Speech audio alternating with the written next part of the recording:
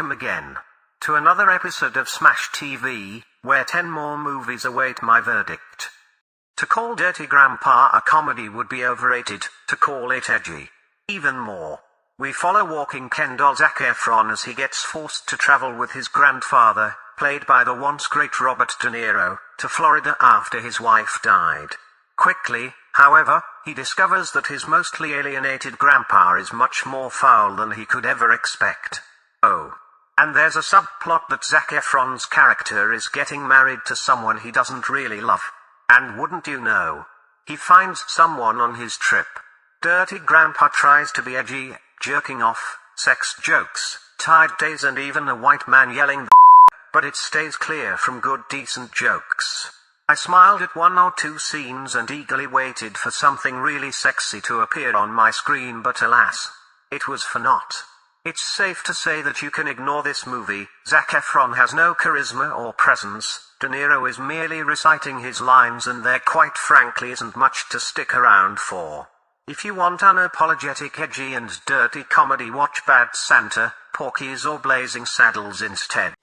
Drop that. The 1953 Western movie Warpaint follows a troop of soldiers who are on a 9-day deadline to deliver a peace treaty to the chief of a strong Native American tribe. Wandering through a scorching landscape, they are quickly confronted with opposition endangering both the lives of the men as well as the treaty itself. Warpaint isn't what I would call a true Western, as it doesn't adhere to the typical steps a Western takes, but it does, of course, play out in the Western era. The movie is nothing special and it is a little bit cliché in places, and there are plenty of other Westerns that are better and more gritty than Warpaint. Warpaint, I think, plays it a bit too safe, but that's to be expected from a movie from this time period. Check that. Fire and Ice is a 1983 rotoscope animation film from the legendary Ralph Bakshi about a young man who wants to avenge the slaughter of his village and encounters the escaped princess who was captured by the forces led by the evil overlord who was responsible for both crimes. The animation is great, though clearly rotoscoped, and based on the fantastic work of Frank Frazetta. Expect pretty, scantily clad girls, manly men in loincloths, monsters and barbarism in a Conan-esque world. The story is thin but delivers as expected. If you enjoyed heavy metal, be sure to check this out. If you haven't seen it, go watch it. Smash that. Blue Ruin follows a homeless person who suddenly gets the news that the murderer of his family gets released and he decides to get his vengeance. Blue Ruin is a solemn, quiet movie with little or no dialogue, making this quite a tense movie.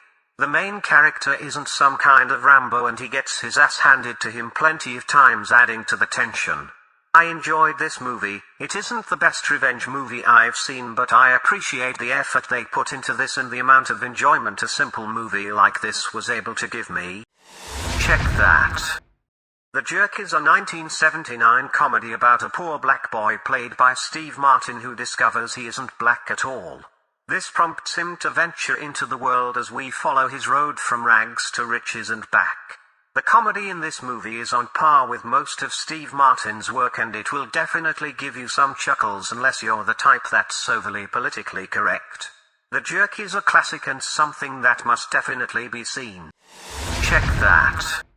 This quaint British movie, The Lair of the White Worm, with Hugh Grant and a very young Peter Capaldi, has haunted me for most of my childhood and adult life. Remembering the plane scene for all these decades, I never truly knew which movie it belonged to. Till one faithful day Reddit gave me the answer. The Lair of the White Worm follows the strange events that occur when 2 young archaeologists discover an inexplicable giant skull in the Scottish Highlands. The skull quickly piques the interest of the mysterious Lady Sylvia Marsh, who has a deadly secret that will lure them all into death. Lair of the White Worm partially feels like a play. Certain horrific scenes are played on what can only be described as a theatre play. The acting mostly resembles that as well, so if you're looking for good drama, this movie is not it. If you want weird, esoteric, drug-induced nightmare, however, this is something to look at.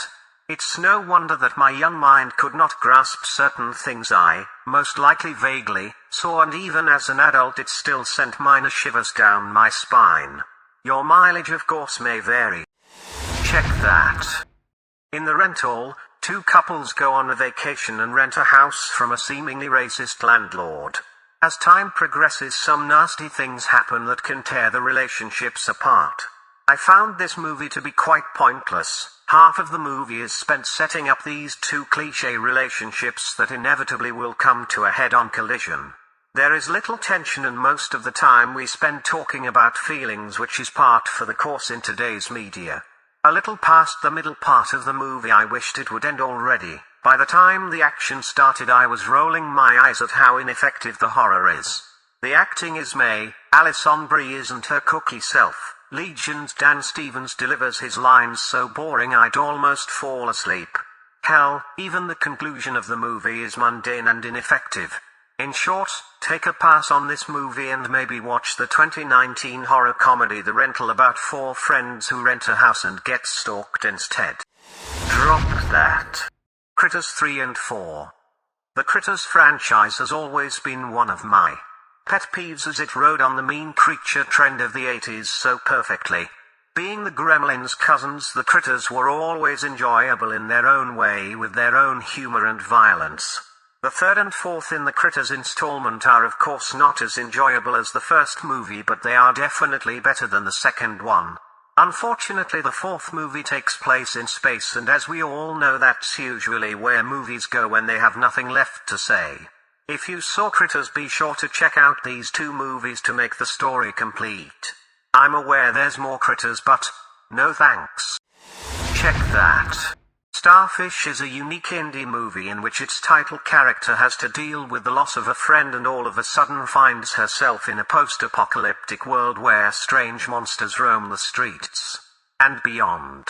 What follows is mostly indie movie, part horror, part drama, and even a small part animation. I can't divulge a lot about this movie, but I can at least say that this gives you what to expect from an indie movie: beautiful vistas, solemn filming, and a metaphorical plot. It helps too that the main actress is quite attractive. If you like indie films and you enjoy unraveling plots, be sure to check this out. Smash that. The Last Heist. Everyone loves heist movies, right? And everyone loves stories on serial killers, right?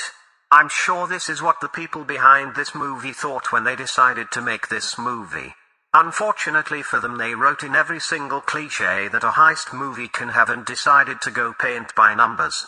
The end resulting in a movie so bland and boring not even Henry fucking Rollins playing a serial killer can save it. There is nothing redeemable about this movie. Watch something else. Something better. Drop that. Well, that was that. Go away now.